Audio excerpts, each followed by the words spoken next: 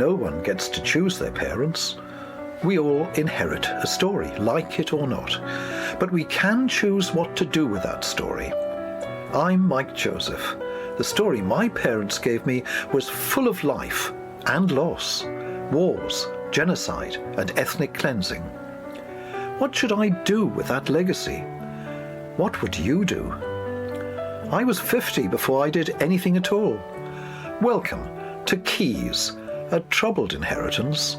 I'm a journalist and historian. I've published and spoken about the Holocaust and how earlier genocides of the Herero and Armenian peoples informed both the perpetrators and the victims of the Holocaust. But here is a story about my own family and my years of investigating what was done to them and what they did. It is the most compelling story I've ever worked on, but should I even be doing it? Is it right to explore painful family memories in public? And if that breaks rules, here's some more rule breaking. My story brings together the Holocaust and the Palestinian Nakba. That tests the boundaries of what is permitted to be said these days. Can you do justice to the enormity of the Holocaust and also the fact that it was survivors of the Holocaust who created new victims in Palestine? No surprise that there have been attempts to suppress this story. So, to justify this narrative, maybe it's not enough just to reveal the truth. Perhaps it also needs the inevitability of inheritance, a family inheritance.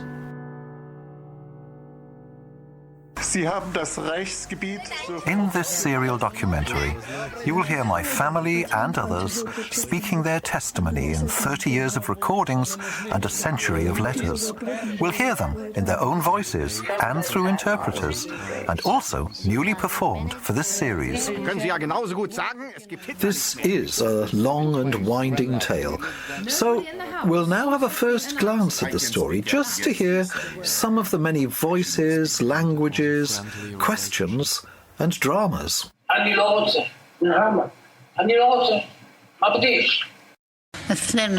Both of them were killed. Nobody actually knows what is the right thing to do. My grandfather was Israel Gold.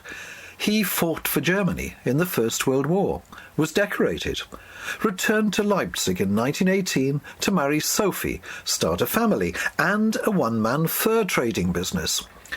His suppliers, partners and customers were Germans, Jews, Poles, Russians, Ukrainians, Czech, and in time, Nazis. He managed to feed his growing family and even survive the Nazi boycott of Jews that started in 1933. Well, now it's 1935. Hitler's been in power 2 years, and Israel Gold writes to his brother, who has already emigrated to Palestine. How are relations with the Arabs? Try getting along in peace and friendship. It's likely to be important. It would be fine to communicate and to live in peace together with this similar race of people in future. His ideas on life as a Jewish settler in an Arab land were obviously formed in Europe, where every day he dealt with Christians and Jews, Social Democrats and Nazis, speaking 3 or 4 languages. And already he was teaching himself Hebrew, English and Arabic. He was even teaching himself Arabic. I found the dictionary that he had. My mother, Lily, remembering her father. Our position is that Zionism and our country's expansion and flourishing will give us a spiritual home, especially for the young. Palestine is the only hope. I was told between to go myself. On a noisy recording I made in 1995, Lily recalls how as a teenage girl she nagged her parents to let her emigrate to Palestine. But the family was not ready to go, and she was too young to go alone. Begging them to let me go, and they wouldn't let me go. Said, you're too young. If you get the opportunity to buy a cheap piece of land near to the mountains, please let me know in order to buy land for our children. I'd like to stay here in our house as long as possible. That house he wanted to stay in was an apartment block he managed to buy in the 1920s and moved in with his family in 1933, just as Hitler came to power. To own your own home and have rent income from 6 or 7 tenants, well, that was security in insecure times. But in September 1935, Nazi Germany passed the Nuremberg laws declaring race war on the Jews. I changed my mind. I don't see any case for struggling so hard now, especially if I can't earn enough to live off. We live here very well, we eat very well and live together with all people in peace. And nevertheless, we are not happy people.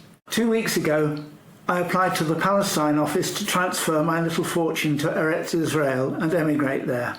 After the sale of the house, we would probably have 30,000 marks. I'd like to trade in hardware, tools, dishes, etc., and to deliver to houses or kibbutzim. I would actually prefer to become a farmer, but sometime the girls will leave home. We are 39 and 41 years old soon, and in a couple of years we could have difficulties coping with farming alone. Besides, we are exhausted city dwellers, and it wouldn't be easy for us to spend our further lifetime alone. And then they had the shattering news that they could only take a very small amount of capital with them. We were tied to that house, which was worth a great deal, or more than that. And if my father had sold it, he could not have taken the proceeds with him. And he could have taken, I think he said, a lorry and personal belongings, that's all. With four children, and my grandmother lived with us by that time, with a family of 7 to support. He felt he couldn't go through with that. Now it was the winter of 1936-7, and they're still in Germany. I still don't know what I'm going to do in the future. It's hard to decide finishing life and business here. I'd like to wait until the children are grown up and have finished their studies. Nobody actually knows what is the right thing to do.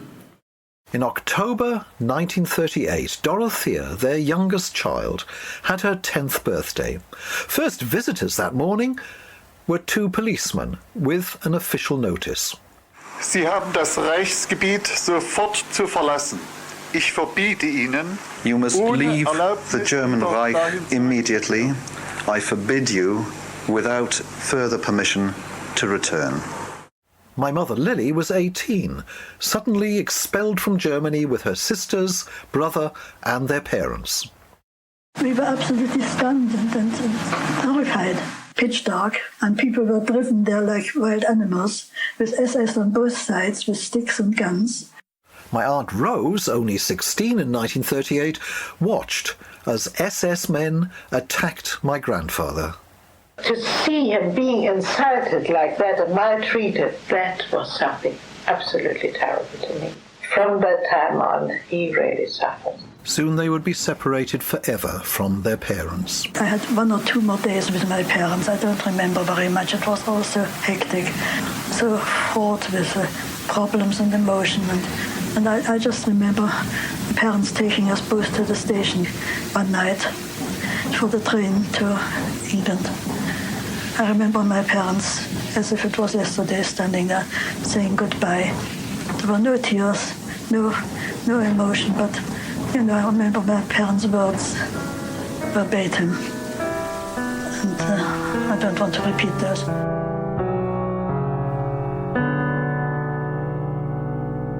My daughter Asha, today.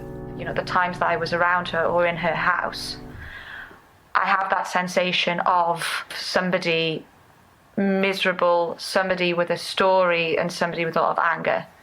I'm quite struck when you say anger. That was the main vibe I got from her, I think.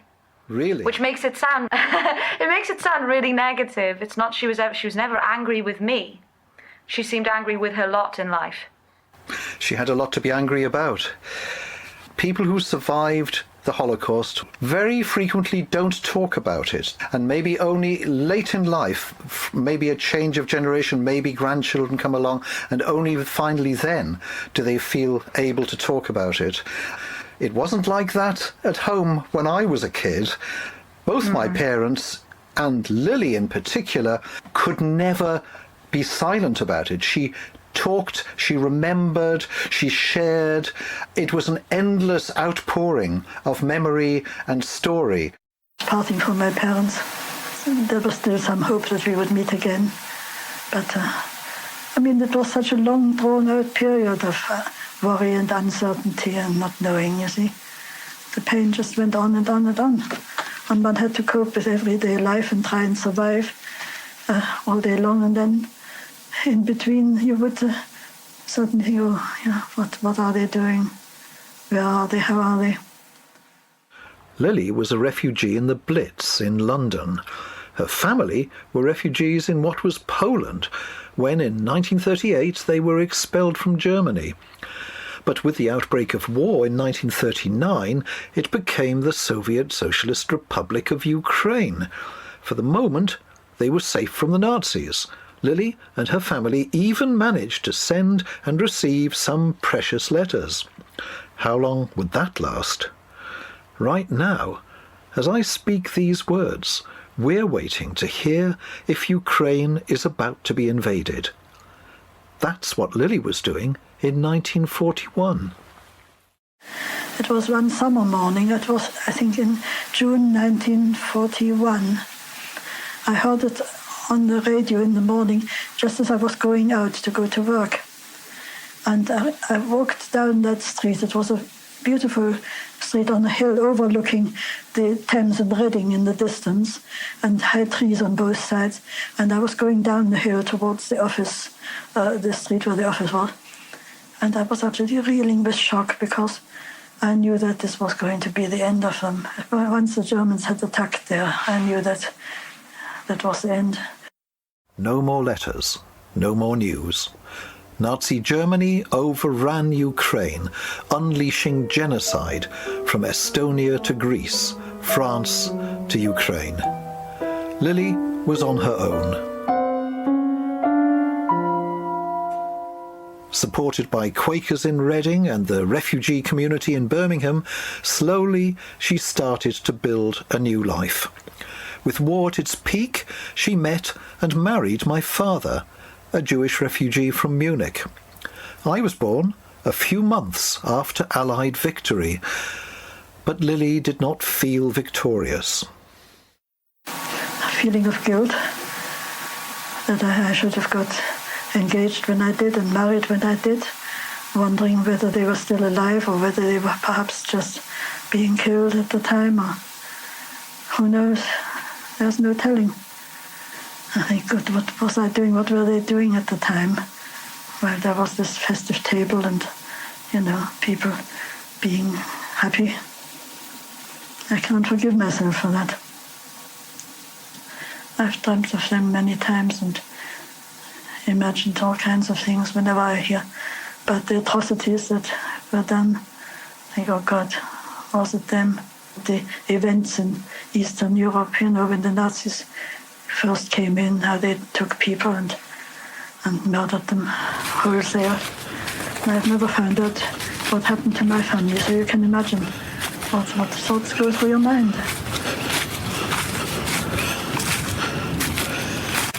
This is the field of Lily's worst fears. October the 12th, 1941, was celebrated by the Nazi SS as Stanislauer Blutsonntag, Stanislavov Bloody Sunday. On this day, in this field, they started the murder of the entire Jewish population of the Ukrainian city of Stanislavov.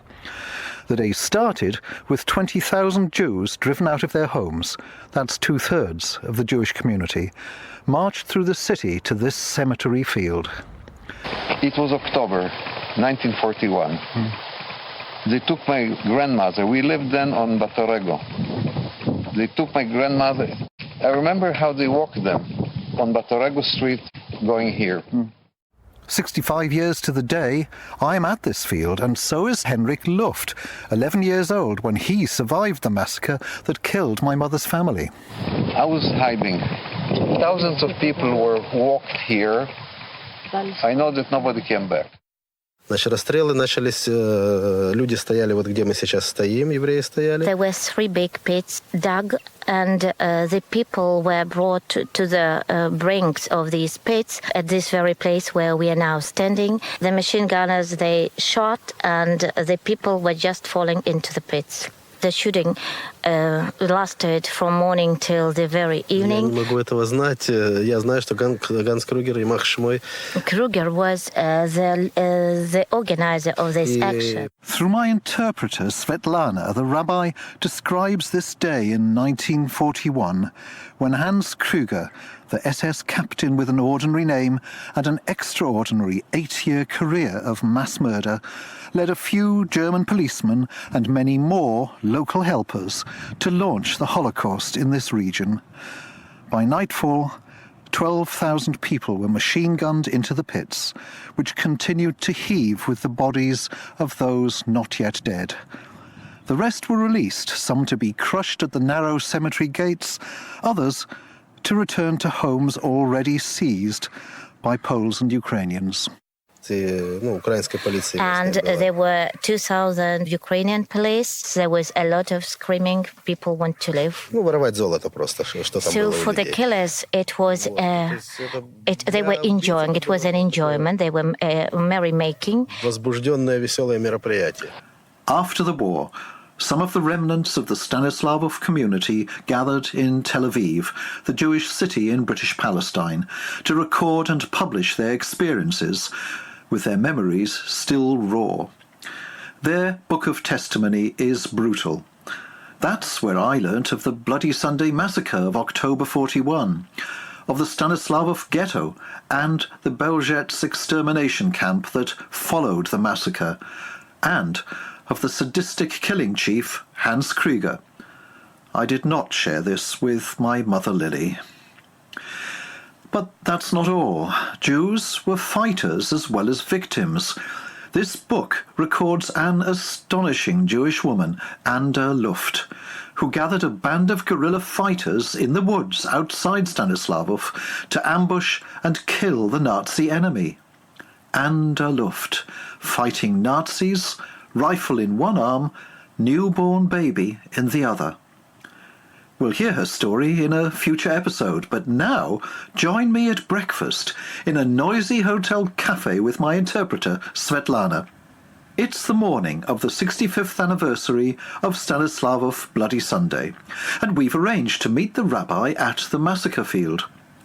Across the room, at reception, there's an elderly man, and over the booming disco music I hear him give his name. Luft. Henrik Luft. I invite him to join our table, turn on the sound recorder, and ask him to repeat his name. Henrik Luft. And today, where do you live? In Rehovot, Holon? No, I live in Netanya today. Netanya? Oh, okay. He knows everything. A reporter, freelancer. I wasn't in Israel for many years. When were you born? 1930. I've lived 20 lives. I've had a high-tech business in the United States. I was 8 years in the Israeli army. They call it agitated life. Is there in your family someone who was, I'm trying to remember, is it Andras Luft? Anda Luft. Anda Luft. Anda Luft. Tell me about Anda Luft. Well, she was my cousin, an older cousin. She worked as a chemist at the Margot's factory.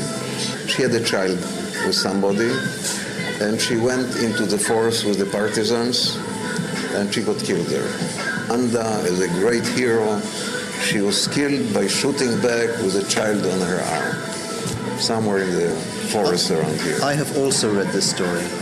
As soon as you said Luft, I thought it's this woman. Anda, she was... I read it. Yes? Yes. It's on the internet. Oh. The last page on Stanislavov. You know why I remember? I was reading Luft, and then it's she. I thought, goodness, it was she. And now you tell me, it comes back to my mind. It was the last page, the last lines of this material on the internet. Svetlana explains the anniversary that brings us here today. And so it's 12 October. It's the time of the first big action. The first big action my grandmother went. Yeah, so it's today. That's why the rabbi said we're going to he takes me to the cemetery. That's why I'm here today. Well, talk about coincidence. Did you not realise? Talking is what Henrik Luft and I did for the next 4 days, some of it recorded and some not when he didn't want to speak publicly. After evading Krüger's massacre, he had an astounding escape from Beaujet's, the deadliest of Nazi death camps, and finally fled Europe to reach Palestine and 8 years of soldiering. Luft was witty, scurrilous, sometimes trusting and sometimes suspicious of me. For some reason, he continually doubted that I was Jewish. He spoke like the old soldier he was, a veteran and hero of Israel's 1948 independence war. But something was troubling him, and it was not Krüger's Bloody Sunday massacre that had brought us together on its anniversary. So, what was it? On the 4th day, we were talking in Café Flamingo, and over cigarettes and endless shots of espresso, he revealed he didn't at first believe I was Jewish, because I seemed prepared to criticize Israel's occupation of Palestine. I listen to all sides. I'm ready to learn. That's why I thought you were a goy. You can't persuade Jews. He finally opened up about his pessimism. He talked of Israel's lightning victory over the Arab states in the 1967 Six-Day War. Israel now occupied huge new territories, including the whole of Palestine. An actor voices the words used by Henrik Luft in 2006. 1967 was a military victory, but a strategic defeat. It turned us into occupiers, and the occupation has brutalized us. It burdens Israel with the territories, the occupation, and the zealots. They are fanatics, not patriots. One day, if an Israeli government makes a peace deal, those who want to keep the occupied territories will have to give way. No political party will withdraw from occupied Golan or remove the Jewish settlements in the West Bank. Israel dismantled the Gaza settlements in 2005. The Gaza settlements were insupportable. Outrageous luxury, swimming pools amongst poverty. 4,000 of the 8,000 settlers were on the government payroll. And in the West Bank, settlers cut down olive trees and poisoned the wells. So Palestinians can't live. You've been telling me about 1948, about how you were a young soldier in Israel's War of Independence. You led the storming of a key Egyptian fort when 7 previous attacks had all failed. Yes, I've done my bit. Now I speak my mind. No one listens. Fuck them. What should British Jews do who don't like the occupation? If it's against your conscience, it's tough. If you criticize, you're called anti-Semitic. It's blackmail, ridiculous. Why don't you speak out? You'd be heard with respect. I will not speak. There is no point. I won't be here to see disaster. And your children? I tell them to leave. There is no hope. This was very different from what I expected to hear from a survivor of Hans Krüger's massacre and a veteran of Israel's War of Independence. What should I do with this encounter? Did Henrik Luft's bitter criticism and his pessimism even belong in my inherited family story? It's 2010, and Welsh television wants to film me visiting Israel and Palestine to compare my grandfather Israel Gold's vision of a land shared by Jews and Arabs in peace and friendship with the reality. I was last here in 1973, reporting the Yom Kippur War for British television. That visit ended for me with a row with my father's brother. Baruch escaped the Holocaust in Europe to settle in Palestine in 1945. He fought to establish Israel in 1948. In 1973, he furiously rejected my hope that Israel exchange lands conquered in the 1967 Six-Day War for peace with Palestine. And he instructed me to visit Yad Vashem, Israel's Holocaust Museum, to understand why Israel will never give up conquered land. 40 years on, and I'm about to do as my uncle instructed. First, I visit more relatives of my father, pioneers in a hardline Jewish settlement deep in the West Bank. One family amongst the 700,000 Jewish settlers on Palestinian land occupied since 1967. Cousin Yaakov shows me a photograph. Here the picture in Munich in 39 of this is your grandfather, this is Meir. See? That looks like my father. No, this is Baruch, this is Noah, yeah. That's is my Noah. father? Yeah. I don't believe it. Recognize. You didn't know about this book? I didn't know about the book, I didn't know about the photo, and that's incredible. My father sitting there. A unique photograph of my father and his whole family as they escaped Nazi Germany in 1939. And to discover this photograph, I had to come to this Jewish settlement inside the Palestinian West Bank. Then I visit the son of my Uncle Baruch. There's an Israeli flag proudly displayed on his sitting room wall. Baruch made it while still interned in Europe, and then it accompanied all his military campaigns from 1942 until the 1967 Six-Day War and beyond. And he recorded all his military campaigns in Hebrew text on this flag. His son reads it out to me. The first place where he joined the Palmach, which was the foundation of the... As he describes the flag, I realise this could reveal if my uncle was involved with the 1948 ethnic cleansing of Palestine. You see there where Israel praying for independence, it was 1948, and he was part of the 8th Brigade from the Palmach. And what you mentioned before, that he took part of the foundation of the Israel intelligence in the Israel Air Force. Later, when I translate the Hebrew and search the military archives, it is confirmed that my uncle was involved in the violent clearance of villages near Gaza in May 1948. What should I do with this inconvenient truth? Can I make programs about my mother's destroyed family and disregard my uncle's complicity in destroying Palestinian communities? It's the will of God, explains my cousin, Baruch's son. Yad Vashem, where my grandfather is commemorated in pages of testimony and the memorial to his destroyed town of Stanislavov. In 1935, my grandfather was trying to come to Palestine to live. He wrote how important it was to coexist with the Arabs. He was teaching himself English, Hebrew, and Arabic. That's the kind of man he was. But he was killed before he could come. After filming, our guide confides to me that another guide was lately sacked by the Yad Vashem authorities. His crime? Mentioning the view from the museum's viewing platform.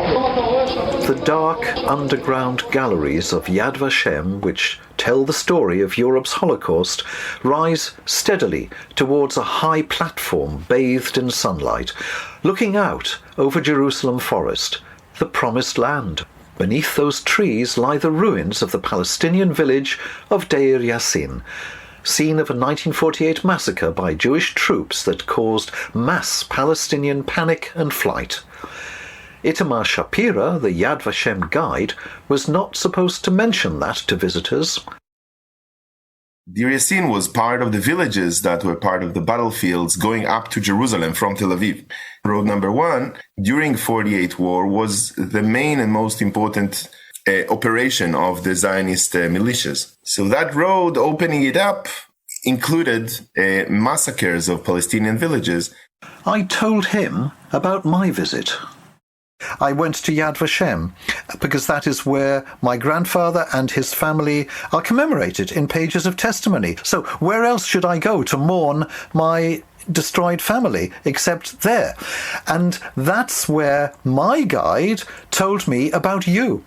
and told me how you had been dismissed. You had referred to the village of Deir Yassin, which of course I knew. It's the only massacre of Palestinians that has ever been apologized by Israel. Ben Gurion wrote to Abdullah of Jordan to say, I'm really sorry. Abdullah wasn't very impressed.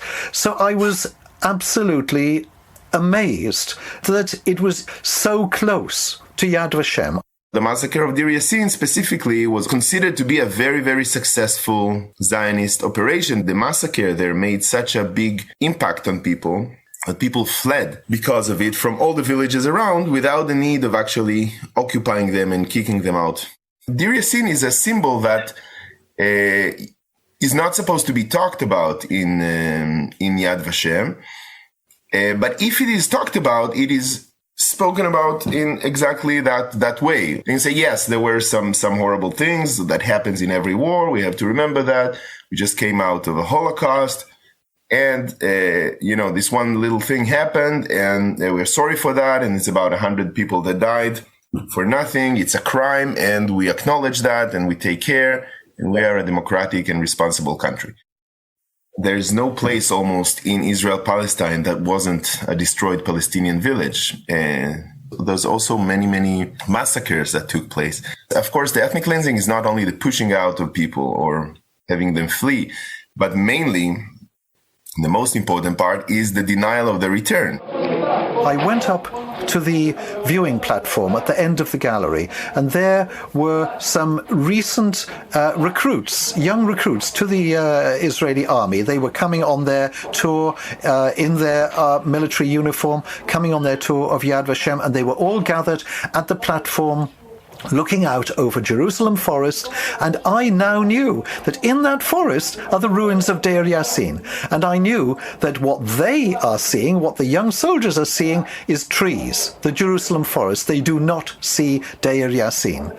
And to me, that was a travesty of my grandfather's hope, my grandfather's vision, that he should be commemorated only in one place in the world, at Yad Vashem. If I can stand here and speak about how 70 years ago people killed Jews and no one cared, and not care about what is happening now with neighbors of mine going out to plains and actually massacre thousands, if I can speak up against this, I shouldn't be speaking at all. It's selective victimhood drawn on ethnic lines. To have such a place of memorial positioned where it is. Well, one of the points Itamar Shapira made to me was there's hardly anywhere in Israel-Palestine where you wouldn't be within reach of a ruined Palestinian village. Yeah. It's one thing to say that, and it's another thing to be in such a sensitive place as Yad Vashem, the purpose for which is simply to remember the past and to mourn the past, and then to be told, but look, over there, there's some of the past that you aren't supposed to remember. And that's the thing. Yeah, especially from a viewing platform where you're being specifically encouraged to look out. But I think here's the challenge, making this program, making this series. Some people make programs about the Holocaust, and other people make programs about the Palestinian catastrophe, the Nakba. And very often, those who want to know about one don't want to know about the other. Mm-hmm. So this series is an experiment in crossing boundaries to connect those two histories. And what we're trying to say is, listen to both stories together. Listen to how they connect. Can we hear the opposite side? Can we learn something?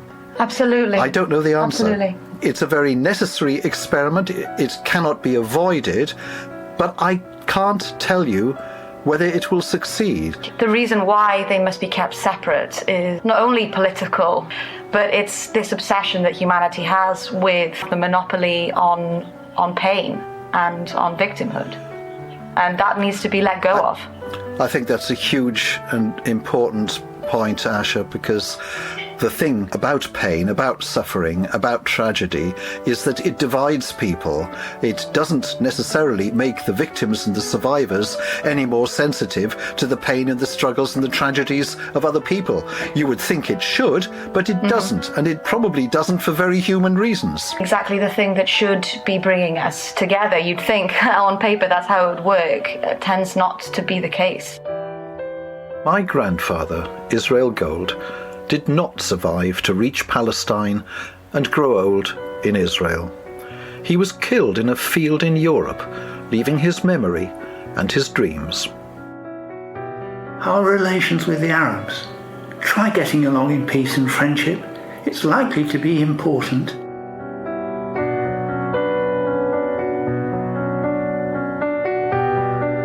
Thanks for joining us for Keys, A Troubled Inheritance.